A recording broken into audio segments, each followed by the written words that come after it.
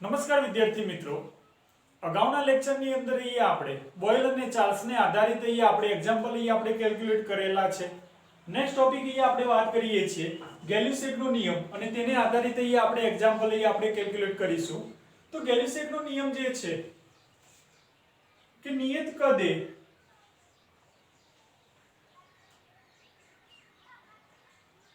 નિશ્ચિત જથ્થાના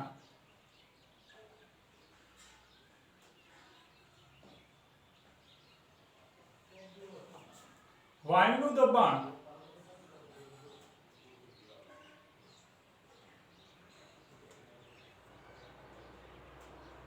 તેના નિરપેક્ષ તાપમાનના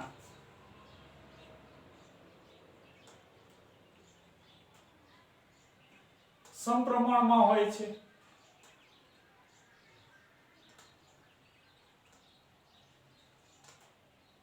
કે વિદ્યાર્થી મિત્રો અહીં આપણે વાત કરીએ છીએ કે ગેલી-સેગનો જે નિયમ અહીંયા આપણને આપેલો છે કે નિયત કદે નિશ્ચિત જથ્થાના વાયુનું જે દબાણ છે એ તેના નિરપેક્ષ તાપમાનના સમપ્રમાણમાં હોય છે.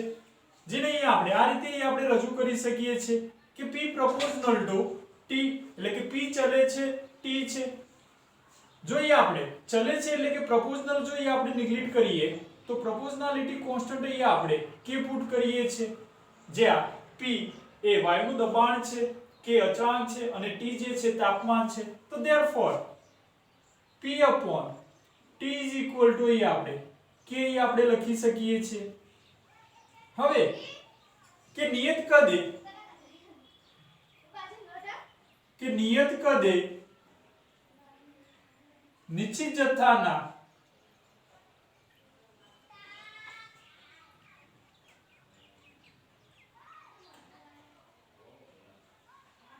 પારંપરિક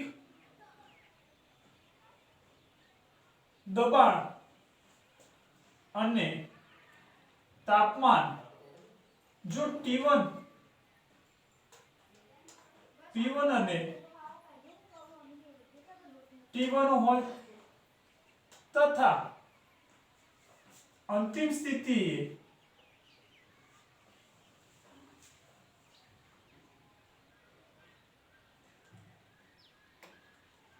દબાણ P2 અને તાપમાન T2 હોય તો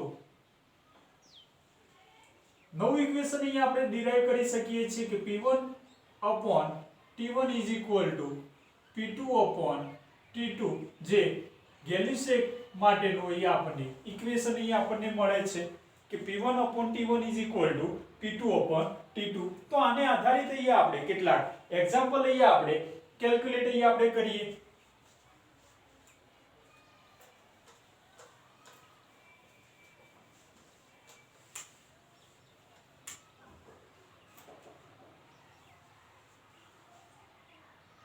કે 2 લિટર કદના એક બંધ પાત્રમાં ભરેલા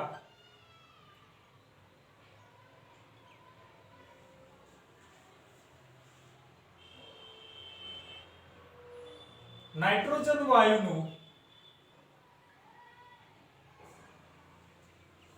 27 સેલ્સિયસ તાપમાને દબાણ 2 બાર છે.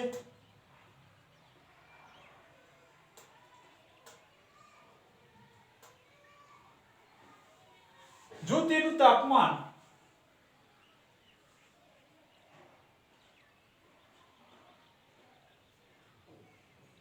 77 સેલ્સિયસ કરવામાં આવે તો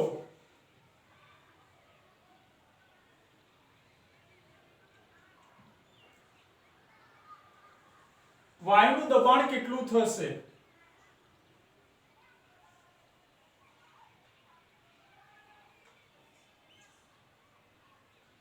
કે વિદ્યાર્થી મિત્રો અહીંયા આપણને એક એક્ઝામ્પલ અહીંયા આપણને આપેલો છે કે 2 લિટર કદના એક બંધ પાત્રમાં ભરેલા નાઇટ્રોજન વાયુનું 27 સેલ્સિયસ તાપમાને દબાણ 2 બાર છે.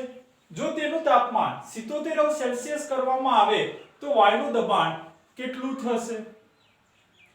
તો વિદ્યાર્થી મિત્રો અહીંયા આપણને વાત કરીએ કે ગેલી-સેગના નિયમ મુજબ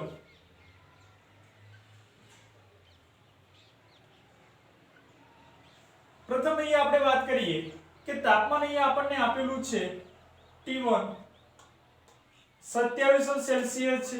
જો એને અહીંયા આપણે કેલ્વિન ની અંદર કન્વર્ટ કરીએ તો 273 અંદર એડ કરશો તો 300 કેલ્વિન થશે। T2 તાપમાન અહીંયા આપણને આપેલું છે 77 સેલ્સિયસ છે, તો કેલ્વિન ની અંદર અહીંયા આપણે કન્વર્ટ કરીશું તો અહીંયા આપણને આન્સર અહીંયા આપણને મળે છે 350 કેલ્વિન થશે। દબાણ અહીંયા આપણને આપેલું છે P1 2 બાર છે, તો અહીંયા આપણે P2 જે છે આપણે કેલ્ક્યુલેટ કરવું છે। તો ગેલી-સેકના નિયમ મુજબ P1/T1 is equal to P2/T2 થશે। તો therefore pressure P2 is equal to P1T2 divided by T1 થશે। P1 જે 2 બાર છે, T2 350 કેલ્વિન છે અને T1 એ 300 કેલ્વિન છે। તો અહીંયા આપણને આન્સરમાં અહીંયા આપણને મળે છે 2.33 બાર। સેકન્ડ અહીંયા આપણે એક્ઝામ્પલ અહીંયા આપણે કેલ્ક્યુલેટ કરીએ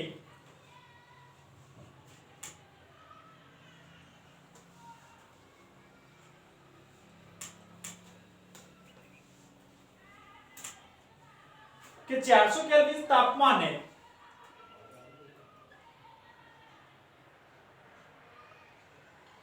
5 લીટર કદના બંધ પાત્રમાં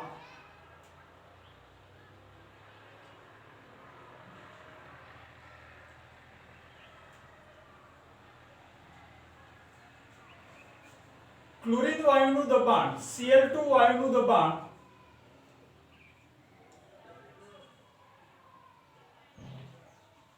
4 બાર છે। જો તેનું દબાણ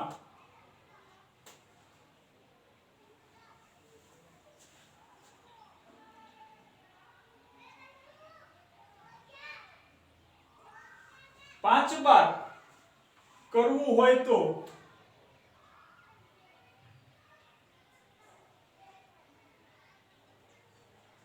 તેનું તાપમાન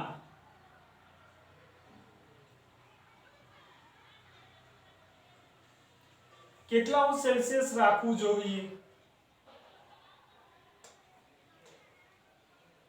કે વિદ્યાર્થી મિત્રો એ આપણે એક્ઝામ્પલ આપણે સમજવું છે કે 400 કેલ્વિન તાપમાને 5 લીટર કદના બંધ પાત્રમાં ક્લોરીન વાયુનું દબાણ 4 બાર છે।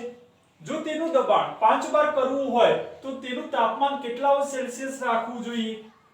તો એ આપણે વાત કરીએ કે T1 જે છે એ આપણને આપ્યો છે કે 400 કેલ્વિન તાપમાન છે, કેલ્વિન ની અંદર જ છે તો આપણે કન્વર્ટ કરવાની જરૂરિયાત નથી। અહીંયા T2 તાપમાન જે છે એ આપણે કેલ્ક્યુલેટ આપણે કરવું છે સેલ્સિયસમાં। P1 દબાણ અહીંયા આપણને આપી દીધું છે 4 બાર છે, P2 દબાણ અહીંયા આપણને આપેલું છે 5 બાર છે।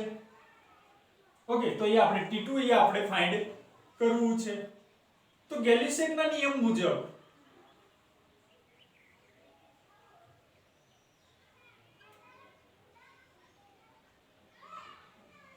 આપણી જોડે ઇક્વેશન અહીંયા આપણે જાણીએ છીએ P1/T1 is equal to P2/T2। therefore અહીંયા આપણે તાપમાન T2 આપણે કેલ્ક્યુલેટ કરવું છે તો T2 is equal to P2 into T1 divided by P1 થશે। where P2 જે છે અહીંયા આપણને 5 બાર આપ્યું છે, T1 જે છે એ 400 કેલ્વિન છે અને P1 જે છે એ 4 બાર છે। તો અહીંયા આપણને આન્સર આપણને મળે છે 500 કેલ્વિન। T2 આપણને મળે છે 500 કેલ્વિન, પરંતુ અહીંયા આપણને જે તાપમાન આપણને આપેલું છે એ સેલ્સિયસ ની અંદર આપણે કન્વર્ટ કરવું છે। તો therefore T of Celsius is equal to T2 minus 273 થશે। તો therefore 500 minus 273 કેલ્વિન તાપમાન, તો અહીંયા આપણને આન્સર મળશે 227 સેલ્સિયસ તાપમાન અહીંયા આપણને મળશે। તો વિદ્યાર્થી મિત્રો આપણે આજના લેક્ચરની અંદર આપણે ગેલી-સેપ્કનો નિયમ અને તેને આધારિત અહીંયા આપણે એક્ઝામ્પલ અહીંયા આપણે કેલ્ક્યુલેટ કરેલા છે. નેક્સ્ટ લેક્ચરની અંદર અહીંયા આપણે આદર્શ વાયુ સમીકરણ એટલે કે સંયુક્ત વાયુ સમીકરણ અને તેને આધારિત જે એક્ઝામ્પલ છે એ આપણે કેલ્ક્યુલેટ કરીશું. Thank you.